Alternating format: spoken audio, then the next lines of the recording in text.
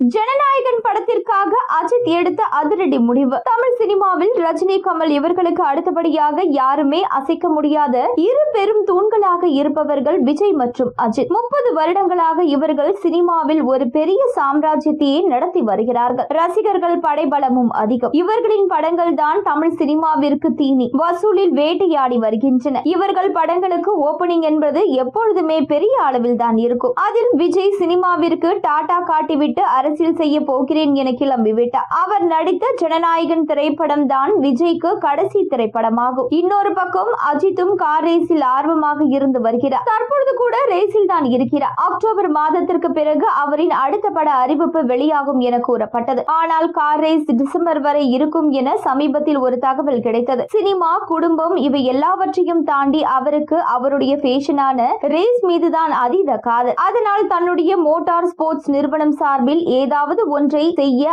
ஆரம்பிப்பார் என்று தெரிகிறது. வினோத் இயக்கத்தில் விஜயின் கடைசி படமாக உருவாகியுள்ள ஜனநாயகன் திரைப்படம் 2026 ஆண்டு ஜனவரி 9 வெளியாக இருக்கிறது. விஜய் தனது அரசியல் பணிகளை கொஞ்சம் தீவிரமாக துவங்கிய பொழுதுதான் கரூர் சம்பவம் ஒரு ஸ்பீட் பிரேக் போல அமைந்துவிட்டது. ஆனாலும் தற்பொழுது அதிலிருந்து விஜயும் தமிழக வெற்றி கழக நிர்வாகிகளும் மீண்டு வருகிறார்கள். விரைவில் விஜய் கரூருக்கு சென்று பாதிக்கப்பட்ட மக்களை சந்திக்க திட்டமிட்டிருக்கிறார். ஜனநாயகன் படத்தை தமிழ்நாட்டில் வெளியிடும் உரிமையை வாங்க ரோமியோ பிக்சர்ஸ் ராகுல், AGS லலித்குமார் உள்ளிட்ட பலரும் போட்டி போட்டனர்.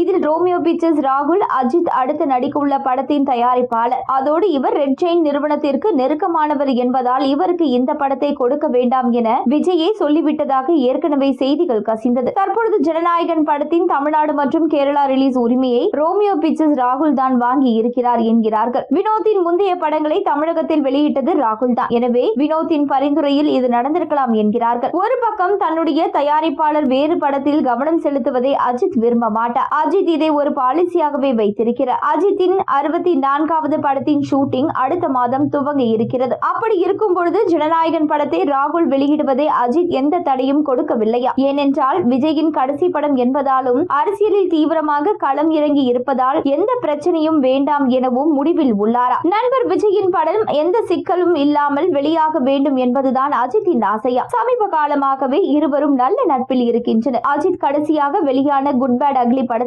விஜயின் வசனத்தை பேசி எல்லோரையுமே ஆச்சரியப்படுத்தியிருந்தார். அது மட்டுமல்லாமல் ஜனநாயகன் படத்தை இயக்கியது வினோத் தான். அஜித்தை தொடர்ந்து 3 படங்களை இயக்கி அஜித்தின் ஃபேவரட் இயக்குனர் வினோத் என்பது குறிப்பிடத்தக்கது.